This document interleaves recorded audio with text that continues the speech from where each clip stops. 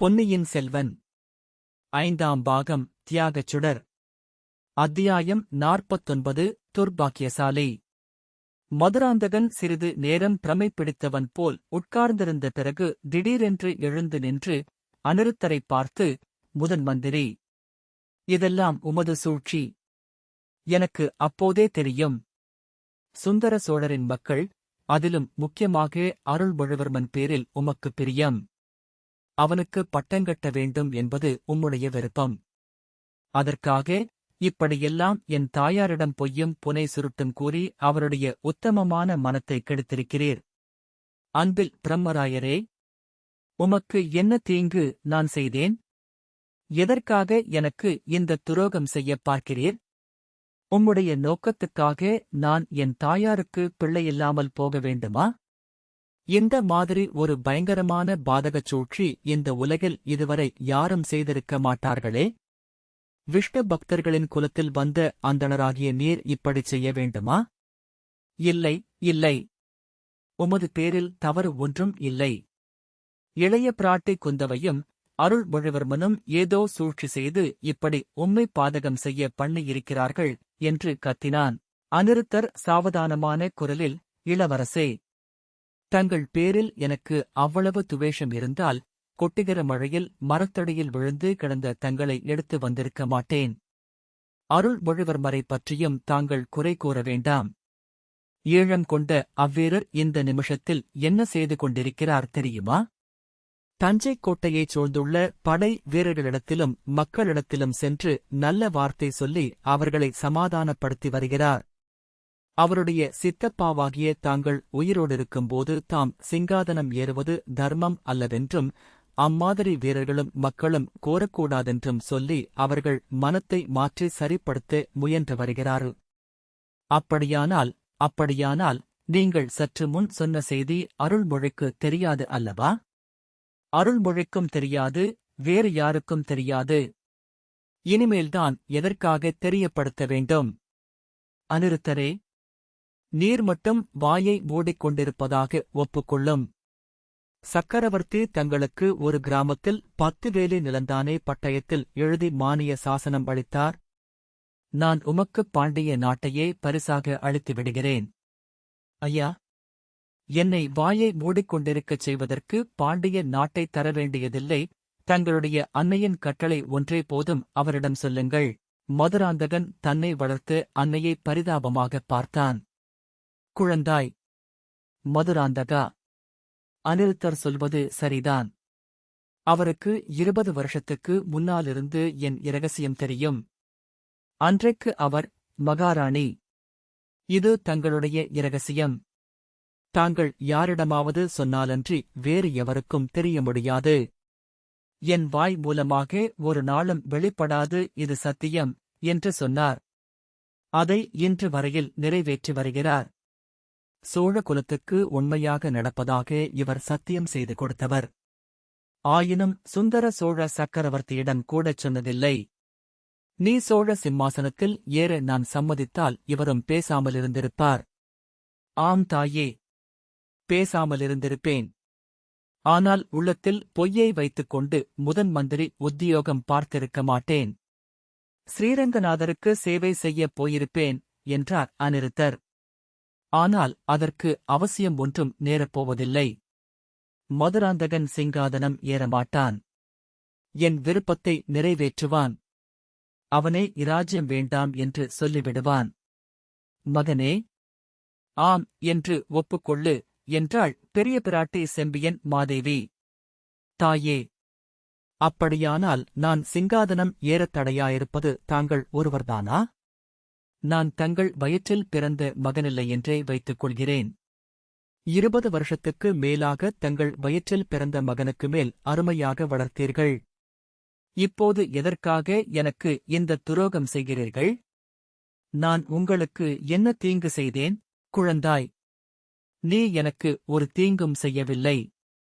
நான் தான் உனக்கு பெருந்தீங்கு செய்துவிட்டேன்.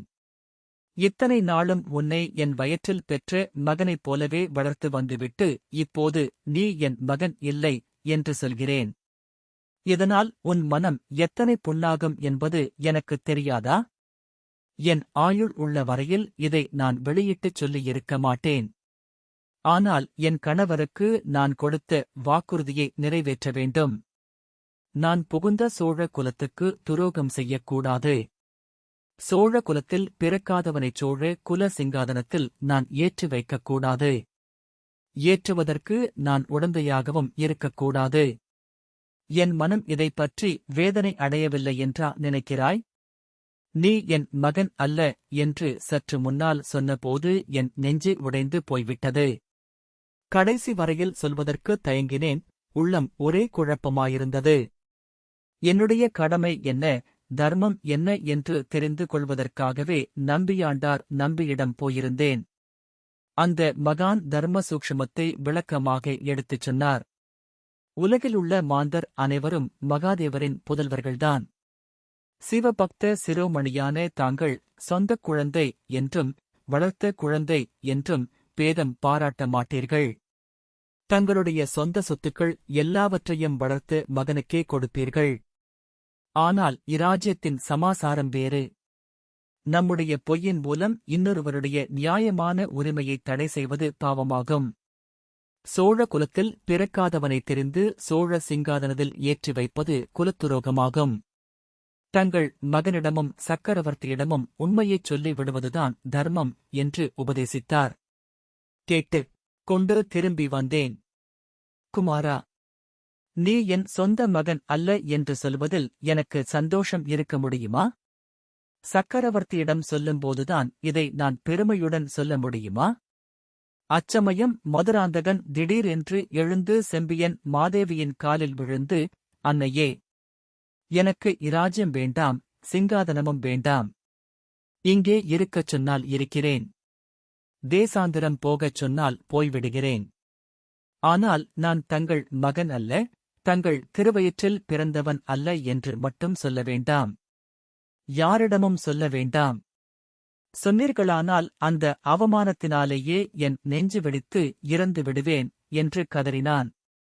செம்பியன் மாதேவி கண்களில் நீர் ததும்ப மிகுந்த ஆவலுடன் மதுராந்தகனை வாரி எடுத்து தம் பக்கத்தில் உட்கார வைத்துக் கொண்டார். குமாரா, உன்னை இந்த துன்பம் அணுகாதிருக்கும் பொருட்டுத்தான் இந்த உலக இராஜ்யத்தில் விருப்பமில்லாதவனாகவும் சிவலோக சாம்ராஜ்யத்தில் பற்றுள்ளவனாகவும் வளர்க்க முயன்று வந்தேன். அதில் தோல்வி அடைந்தேன். எந்தப் பாவிகளோ உன் மனத்தைக் கெடுத்துவிட்டார்கள். இப்போதும் மோசம் போய்விடவில்லை. நீயாக உன் மனப்பூர்வமாக இந்த ராஜ்யம் எனக்கு வேண்டாம்.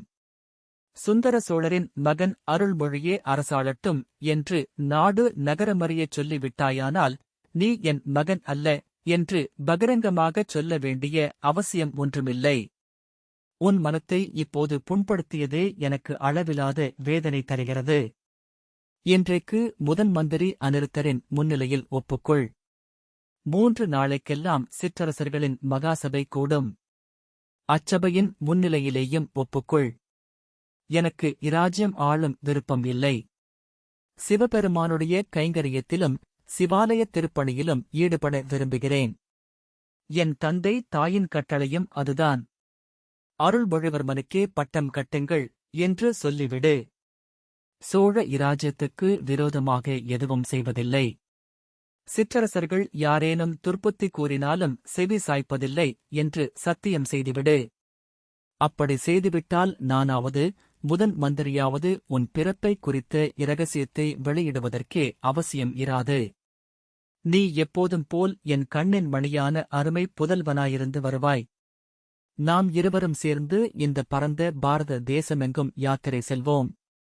ஆங்காங்கே சிவாலயத் திருப்பணிகள் செய்வோம். அருள்மொழிவர்மன் என்னிடம் அளவிலாத பக்தி உள்ளவன்.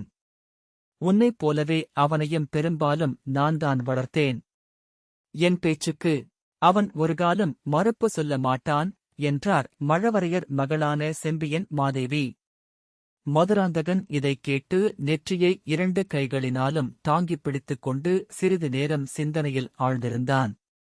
ஆகா, எனக்கு பிராயம் தெரிந்தது முதல் ஏதேதோ உருவமில்லாத நிழல் போன்ற நினைவுகள் அடிக்கடி தோன்றி எனக்கு வேதனை அளித்து வந்தன. அவற்றுக்கெல்லாம் காரணம் இப்போதுதான் தெரிகிறது. என்னைப் போன்ற துரதிருஷ்டசாலி இந்த உலகத்தில் யார் உண்டு? என்ன வேளையில் என்ன ஜாதகத்தில் பிறந்தேனோ தெரியவில்லை. ஒரே நாளில் ஒரு கண நேரத்தில் தாய் தந்தையரை இழந்தேன். குலம் கோத்திரம் இழந்தேன். ஒரு பெரிய மகா இராஜ்யத்தை இழந்தேன். 1000 வருஷத்து வீர பரம்பரையில் வந்த சிங்காதனத்தை இழந்தேன். சிநேகிதர்கள் யாவரையும் இழந்தேன். ஆம், இந்த உண்மை தெரிந்தால் அப்புறம் எவன் எனக்கு சிநேகிதனாயிருக்கப் போகிறான்? எனக்கு பட்டம் கட்டுவதற்காக உயிரைக் கொடுப்பதாய் பிரமாணம் செய்த சிற்றரசர்கள் எல்லாரும் ஒரு நொடியில் என்னை கைவிட்டு விடுவார்கள். ஆம், என்னைப் போன்ற துர்பாக்கியசாலி இந்த உலகம் தோன்றிய தினத்திலிருந்து யாரும் இருந்திருக்க முடியாது. அம்மா, என் அறிவு குழம்புகிறது, தெளிவாக சிந்திக்க முடியவில்லை. 2 நாள் அவகாசம் கொடுங்கள், என் முடிவைச் சொல்லுகிறேன் என்றான். குழந்தாய், நீ யோசிப்பதற்கு என்ன இருக்கிறது? என் மனதைக் கல்லாக்கிக் கொண்டுதான் இதைச் சொல்கிறேன். ஒன்று நீயாக இராஜ்யத்தை துறந்து விடுவதாய் ஒப்புக்கொள்ள வேண்டும். அல்லது நீ என் வயிற்றில் பிறந்த மகன் அல்ல என்பதை நாடு நகரமெல்லாம் அறிய நான் ஒப்புக்கொள்ள வேண்டும். எப்படியும் நீ சிங்காதனம் ஏற முடியாது.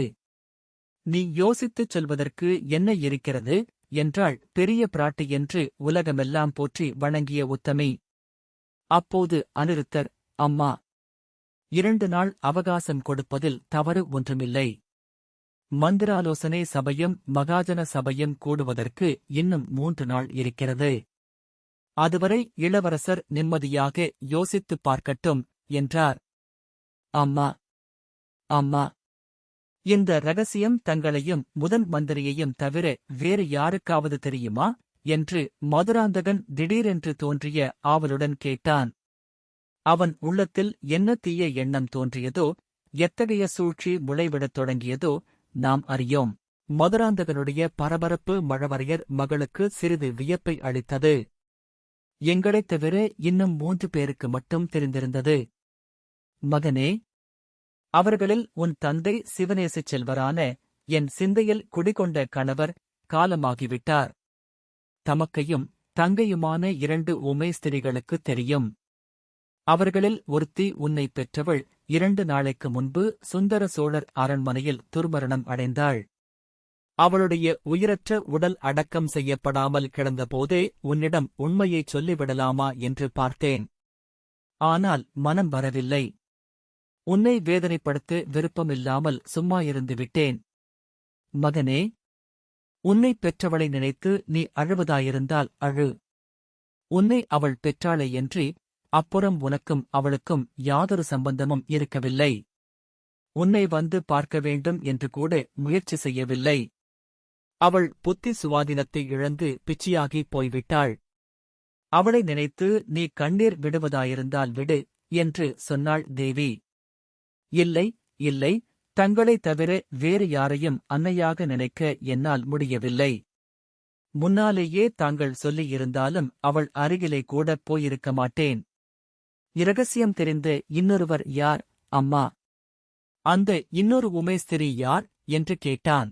அவளுடைய தங்கைதான், இந்த தஞ்சைக்கு வெளியில் நந்தவனம் வைத்து வளர்த்து வருகிறவள். என் வயிற்றில் செத்துப்போய் கட்டைப்போல் பிறந்த சிசுவையும் உன்னையும் மாற்றிப் போட்டவள் அவள்தான். பிறவி ஊமையும் செவிடுமாதலால் யாரிடமும் சொல்ல மாட்டாள். அவளுக்கும் ஒரு குமாரன் இருக்கிறான். தாயும் மகனும் தஞ்சை தளிக்குளத்தார் ஆலயத்துக்கு புஷ்ப சேவை செய்து வருகிறார்கள். அவர்களுக்கு மானியம் கொடுத்து நான்தான் ஆதரித்து வருகிறேன். ஆகா, அவர்களை எனக்குத் தெரியும்.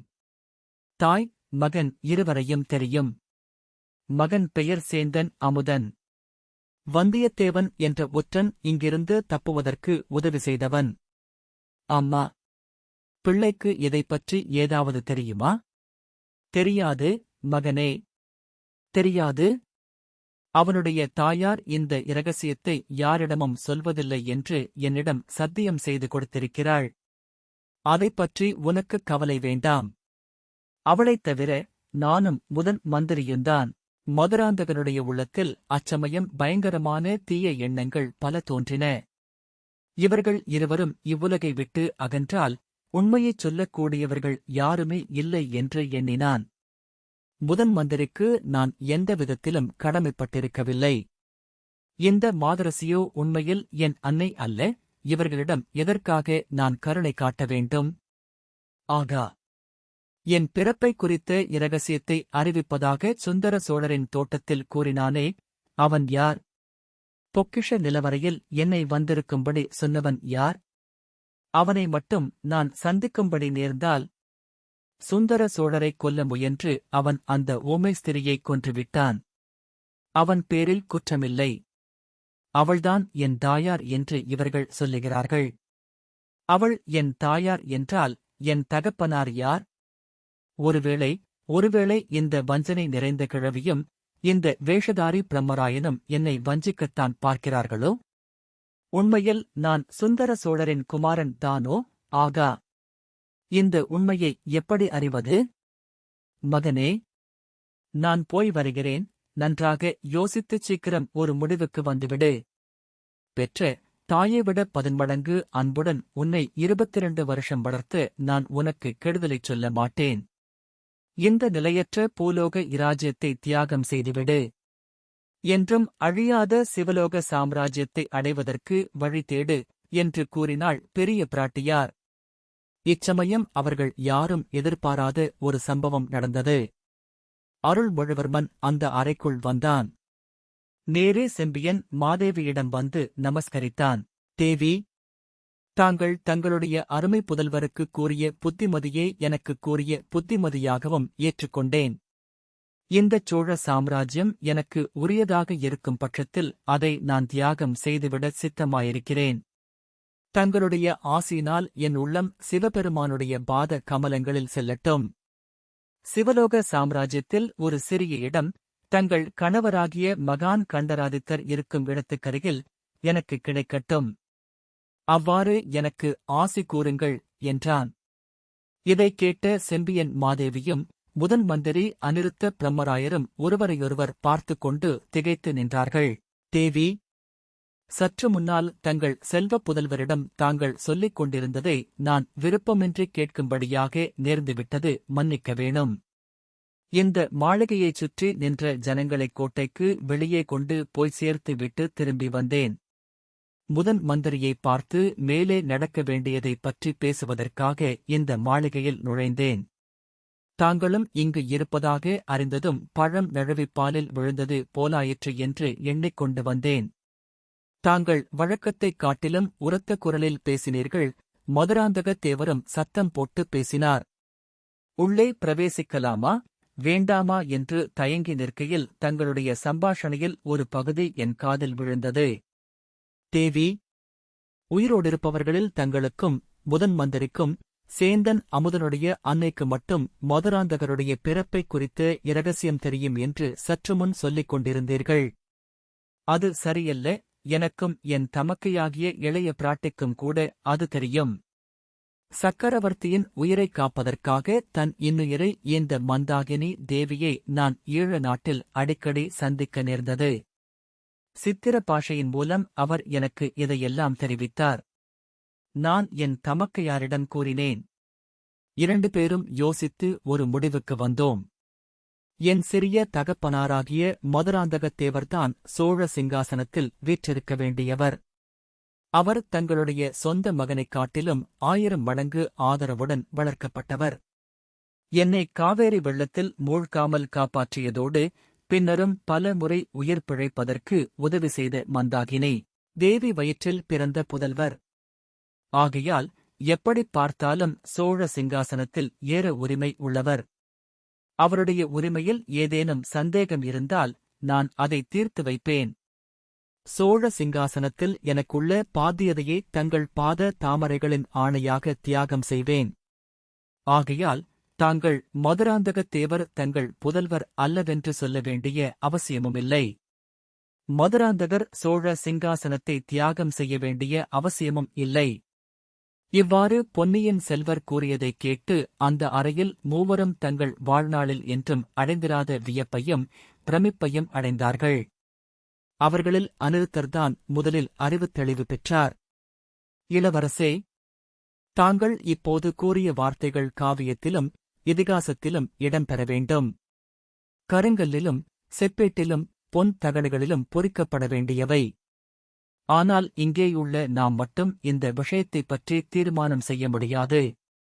சக்கரவர்த்தியை மற்ற சிற்றரசர்களையும் கலந்தாலோசிக்க வேண்டும். பின்னொரு காலத்தில் உண்மை வெளியானால் மக்கள் என்ன சொல்வார்கள் என்பதையும் சற்று சிந்தித்துப் பார்க்க வேண்டும். இளவரசே, மகாசபை கூடுவதற்கு இன்னும் 3 தினங்கள்தான் இருக்கின்றன. அதுவரையில் நாம் ஒவ்வொருவரும் நிதானமாக ஆழ்ந்து யோசனை செய்து பார்ப்போம் என்றார்.